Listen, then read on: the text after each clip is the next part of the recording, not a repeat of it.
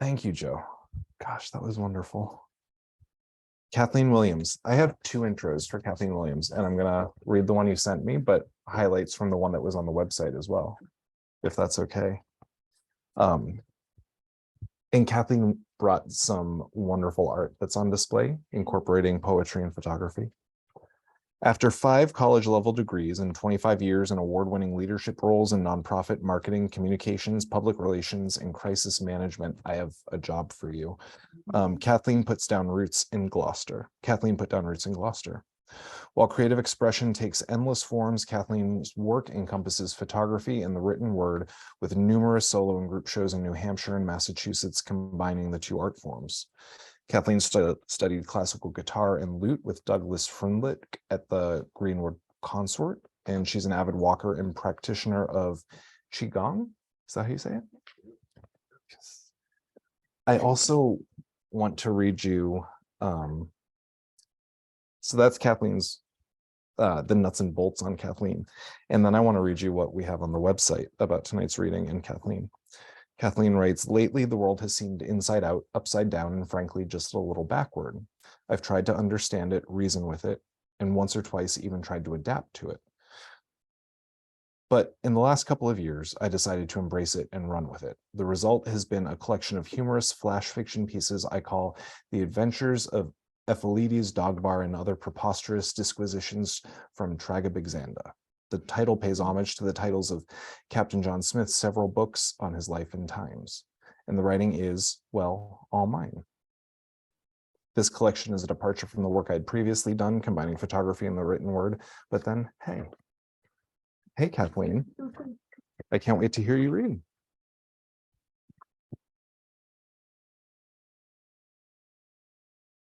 Great. I'm going to just ask you to pin that to some people when you're ready. Yes. Yeah.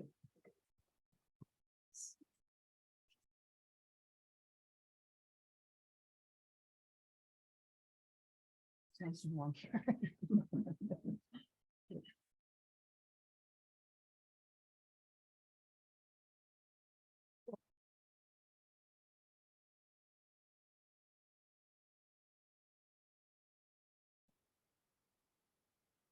Did I do it? Did I do it? Right. Thank you for being here. This is great. I so look forward to planning for tonight. Thank you to Adam for organizing these readings and to Joe for sharing this evening with me. I wanted to welcome some of our guests on Zoom. My sister Nancy Harris is joining us from Merrickville, Ontario, Canada. And my good friend Ann Miller, there she is, joining us from Bernardston, Massachusetts. And my partner of 18 years, Doris Meyer from Concord, New Hampshire. Adam already talked about what I'm reading tonight, but it's a collection of short pieces called the Adventures of Ephelides, Dogbar, and Other Preposterous Disquisitions from Tragabigzanda. The title is a takeoff on the books that Captain John Smith wrote. The titles are often about a whole page long, kind of the early version of the Cliff Notes. Read the title, skip the book. Captain John Smith spent a lot of time sightseeing around Cape Ann in the early 17th century, and it was he that named this area Tragabigzanda.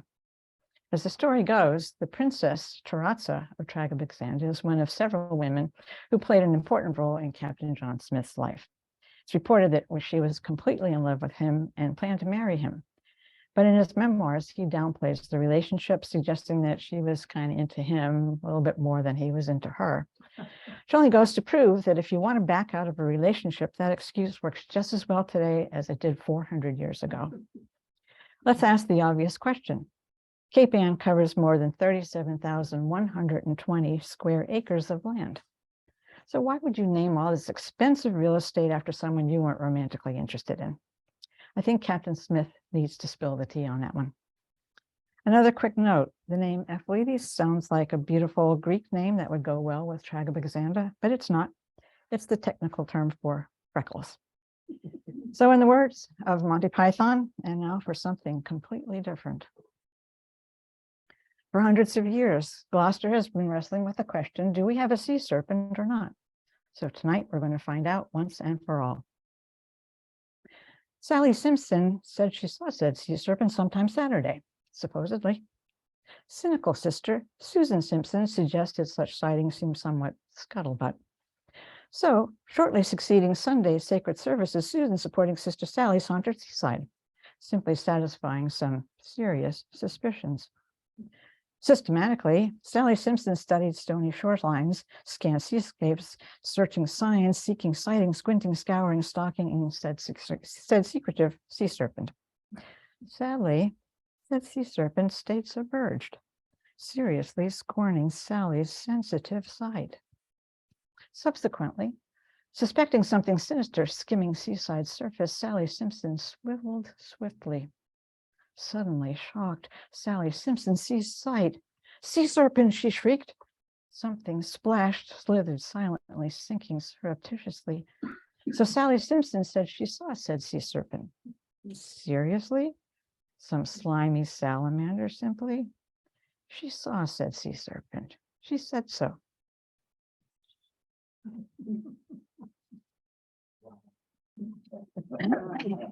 Almost. We're just 1 week away from Thanksgiving and the start of the busy holiday season. So this next piece seemed just right for the occasion. This is called The Brigands of Hesperus Avenue. And here they come, charging onto the road from the deep forests along Hesperus Avenue, 10, 12, 15 of them at a time, leathery necks, outstretched dark eyes, bulging pointy beaks open wide, gobbling like the fearless demons from hell that they are. They stand bold as can be, spread-legged with their long, thorny toes planted firmly on either side of the double yellow lines, chest puffed up, poof, up go the tail feathers in one explosive whoosh. Instantly, they triple in size. They are the Brigands of Hesperus Avenue. I crush the brakes, bringing my car to the screeching halt and wait patiently for them to make the first move. Eventually, the leader steps forward. My heart is pounding in my chest. I suck in my breath. He stands inches from the front of my car, but all I can see is a tiny little head staring at me over the hood. My foot remains planted on the brakes. I don't dare move an inch. Meanwhile, his marauding comrades come alongside the car and, are you kidding me? They're pecking my tires. Those are brand new tires, I'll have you know. I paid over $200 a piece for those wheels. Do they care that Thanksgiving is just a few short days away and that some of their best friends lie thawing in hundreds of refrigerators all over the city? No, they mean business. Well, exactly what business do they mean? What do they want? Cash, credit cards, Bitcoin? Believe it or not, the turkeys of Hesperus Avenue are a distant cousin of the Tyrannosaurus Rex. Well, distant as in 190 million years, which is, by the way, just a twitch in the whole lifespan of the universe. Just in case you thought these little dinosaurs were extinct, take a short ride down Hesperus Ave and you'll find them alive and well, standing in the street, stopping traffic, pecking tires. So what do they want? Mating season isn't until the spring. And besides, I've already dated several turkeys. I'm completely incompatible with them. But I've given it a lot of thought. And I think what they really want is respect. R-E-S-P-E-C-T. For hundreds of years, we've maligned the turkey while we're all too eager to eat them for festive occasions. They're the butt of dozens of demeaning jokes. We make fun of their looks. We insult their intelligence. We adorn our millinery with their plumage and stuff our duvets and pillows with their fluffy feathers just to give us a comfy night's sleep. So the next time a turkey stops you on the street, remember, the Brigands of Hesperus Avenue are related to the king of dinosaurs. They have the power to back up traffic, and they can sure ruin a good set of wheels.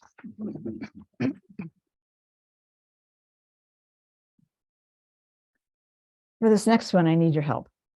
There's a place for audience participation, believe it or not. I know you weren't expecting to do any work here tonight, but this is really easy, and I would really like your help. All you have to do is say these words, because the bridge was up. Want to give it a try? Because the bridge was up. All right. In case you have any trouble remembering, I do, but I thought this might help. Doris has a shirt on as well for those of you who are out in the audience, and Anne is wearing hers on Zoom. All right. We love to curse the bridge every time it forces us to wait impatiently while it seems to go up and down in slow motion. We tap our steering wheels petulantly and fiddle with the radio. We devise ways to prevent other drivers from cutting into line once traffic starts moving again. All that time waiting to get on with your life might be better used practicing multiplication tables or conjugating a few French verbs. We let our minds go slack with boredom and stare blankly out at Gloucester Harbor. No one can deny the lost time that the drawbridge inflicts on our lives. Everyone has a bridge story to tell, and you get nothing but well-earned sympathy every time you share your latest story about missing something or other because the bridge was up. But wait, there might be another way of thinking about this. With a little creativity, you could start using this annoyance to cover just about any unpleasant situation in life and everything that's wrong with the world. Here are a few examples. All set? I burned the dinner because the bridge was up. I missed my dentist appointment because the bridge was up. I couldn't go to church on Sunday because the bridge was up. I'm late for work every single day because the bridge was up. I couldn't file my taxes this year because the bridge was up. Forgot how to do long division because the bridge was up. My girlfriend or my boyfriend left me because the bridge was up. I lost the dog because the bridge was up. I lost the election because the bridge was up. Now see how easy it is? Spend that valuable time creating your own list because the bridge was up.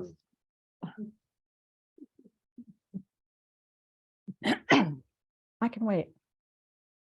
I can wait. I can wait while you finish texting your girlfriend long after the light turns green. I can wait while you make a U-turn with your boat trailer at the end of the driveway to Stagefort Park. I can wait while you change your mind 3 times before crossing the street. I can wait while you troll for a parking space on the boulevard. I can wait while you learn how to parallel park on Main Street. I can wait while your passenger dashes into Virgilio's to pick up your sandwich order. I can wait. I can wait. This next piece is called How to Drive Like a Native. When the snowbirds fly back from their winter condos and the tourists are raring to get out of the city to bask on the sunny beaches of Tragabigzanda, it's that time again. It's traffic time, gridlock time, and it's just plain crazy time out there on the roads. So it's up to us locals to give these novices a lesson in how to drive like a native. It's easy. Just follow a few simple rules. Number 1, don't pull out until you see the whites of their eyes. Historians continue to speculate on who uttered the words, "Don't fire until you see the whites of their eyes." It was allegedly credited to somebody at the Battle of Bunker Hill nearly 250 years ago. Was it Colonel William Prescott, maybe Colonel Israel Putnam, or maybe it was borrowed from the British Navy or even from Frederick the Great? But no matter, us locals don't care about all that history stuff when it comes to the Battle of the Boulevard. Now, you can see the whites of another person's eyes at approximately 10 feet. And that's plenty of room to cut into traffic with an SUV, a pickup truck, or any large vehicle pulling a boat trailer. Just for kicks. After you cut someone off, check your rearview mirror. And you'll probably notice that there isn't another car behind the one that you just cut off for blocks.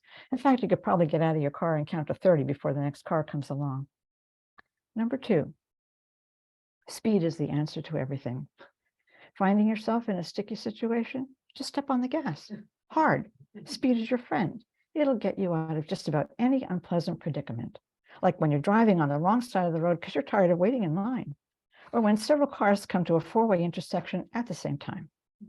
An interesting variation of rule number 2 is to close your eyes before stepping on the gas. The adrenaline rush is spectacular. Now, science tells us that the secreting of adrenaline increases our circulation, our metabolism, and our breathing. You see how healthy this can be? Number 3, stop in the name of love. Interestingly, Tragabigzanda has very few traffic lights. We rely on stop signs and the fact that all drivers have studied the little blue book of rules of the road and follow them to the letter. Right. Stop signs were put there for a reason. They're suggestions, merely suggestions. So when you see a stop sign, please refer to rule number 2, speed is the answer to everything. Number 4, twofer. This is a cool one.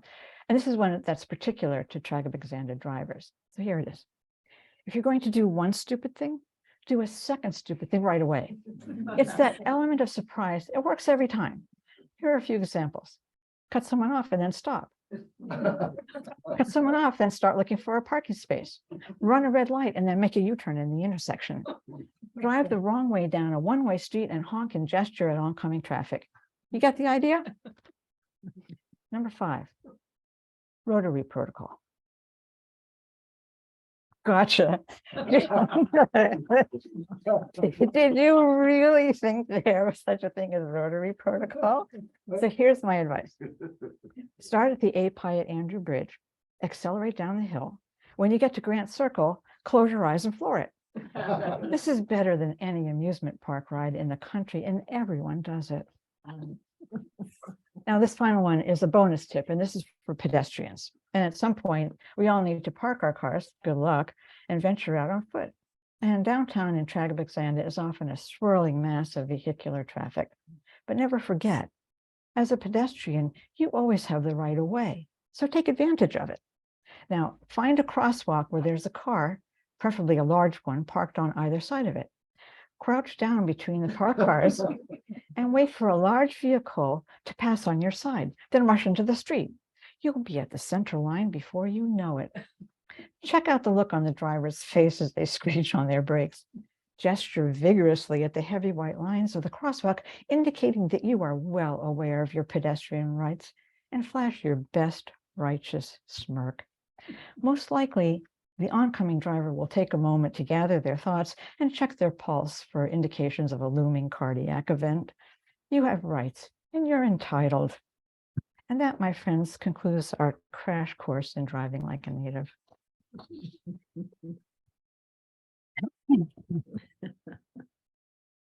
Just wanted to spend a couple of minutes talking about a more serious subject, and that's climate change. It is real, it is happening, and it's getting kind of late. The Cape Ann has several groups that are working hard to prepare us for the effects of climate change and help us navigate the challenges that we'll be faced with. Town Green and the Cape Ann Climate Coalition are just two of the groups that are working on our behalf, and I encourage you to check out their websites and see how you can get involved.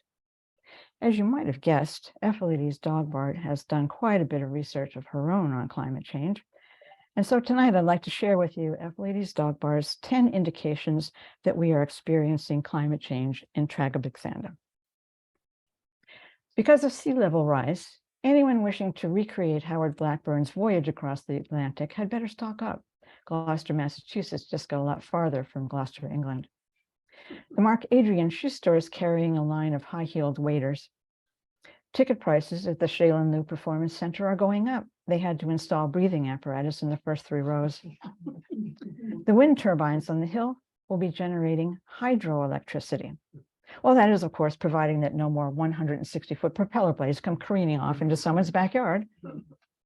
Manchester by the Sea has been renamed Manchester in the Sea. Don't worry, it's the same zip code. The annual schooner race will be held right on the boulevard. The Fishermen's Wives Memorial, the mother with the 2 little children, they'll be issued bronze life jackets. As for the man at the wheel, they didn't have his size, so he's just going to have to hold on for dear life. The cut drawbridge will be left up permanently, but then we already knew that. Because of the rise in sea level, 10-pound island lost 9 pounds. It will now be known as, what do you think? 1 pound island? No, 16-ounce island. Sounds much more prestigious. And finally, if you bought an expensive house with an ocean view, you'll now be able to enjoy watching the waves crashing right in the comfort of your own living room. And if you bought an expensive house without an ocean view, no worries, it's coming. Oh, I brought a very special book with me tonight. And this is called The New American Practical Navigator. It's by Nathaniel Bowditch. And this is the book that every serious seaman would have a copy of. And this is the 1842 edition. This particular book was owned by Ephelides Dogbar's great uncle, Captain Johnny Spinnaker of Gloucester. In the book, I was reading it the other day, there's in the middle part, there's a really interesting section called The Explanation of Sea Terms. And I found an entry that I never heard of before. Maybe some of you have. It's called Shooting the Cut. Has anyone heard of this before? I didn't think so. Let me read you the definition. Shooting the cut. The ability to navigate one's vessel through the treacherous waters of the Blindman Canal, locally known as the Cut, without loss of person or property. Shooting the cut is made more difficult during a full moon or spring tide, and most especially after several vessels have recently passed through, causing great turbulence in the water. This requires the utmost skill of the vessel's captain. So tonight, I'm going to share with you the story of how Captain Johnny Spinnaker shot the cut. It's a hot July afternoon. Dozens of vessels returning from a day at sea, fishing or pleasure, round the light at Eastern Point and make their way through Gloucester Harbor, anxious to share their stories of sea serpents and wild creatures of the deep over a cold brew at the mile marker. Captain Johnny Spinnaker idles his 37-foot Grady White patiently as he waits his turn to make the dangerous pass through the cut. The 3 Yamaha 425 horsepower engines idle with a deep, rumbling growl. The heave of the sea runs high today after last night's full moon and the afternoon springtide. A strong wind blows from the southwest against the ebbing current that pushes out through the cut. The two forces collide head-on, forming deep swells, running first one way and then the other. Mariners, beware. 5 boats make their way one by one through the cut. A 43-foot Boston whaler owned by a West Coast automotive executive who is busy tweeting. A Gloucester high school teenager eager to show off his boat to his new girlfriend. 2 more Grady Whites and a deep-sea fishing charter anxious to offload 4 very seasick landlubbers and 2 flounder. The water in the cut now rolls and foams, angrily lapping the granite blocks that line its narrow throat. A crowd has gathered 3 deep along the railings on both sides of the cut. All eyes turn to Captain Johnny Spinnaker.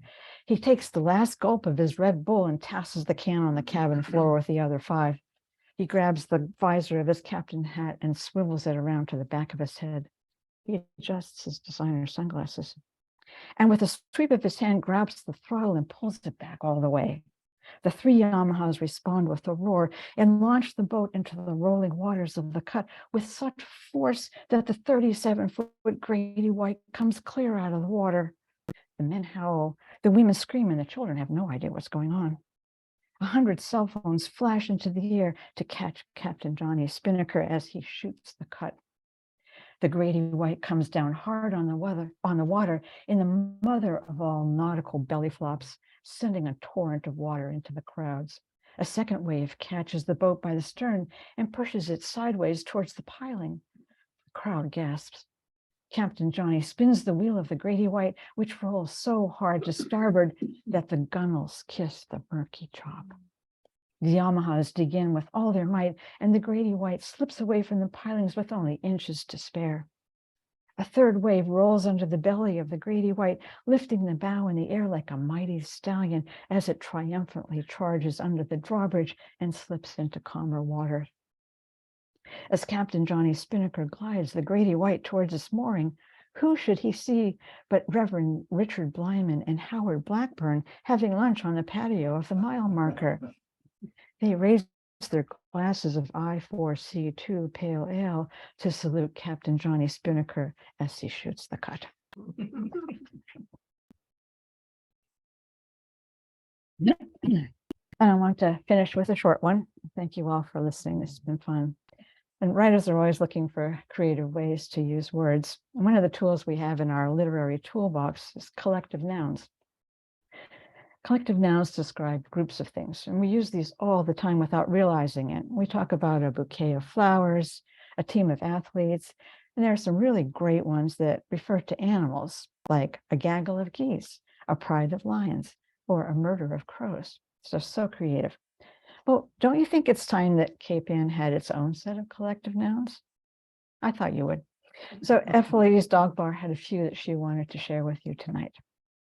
A welcome of lighthouses, a raucous of seagulls, a whitecap of tourists, a suffocation of traffic, a congregation of waves, a comfort of sand, a rampage of rotaries, an annoyance of parking, a hankering of restaurants, a bib of lobsters, an inspiration of tides, a congress of causeways, an amplitude of artists, a ream of writers, a pocket of poets, a shelter of schooners, a terminal moraine of creativity, a blackburn of sailors, a gratitude of fishermen, an ancestry of granite.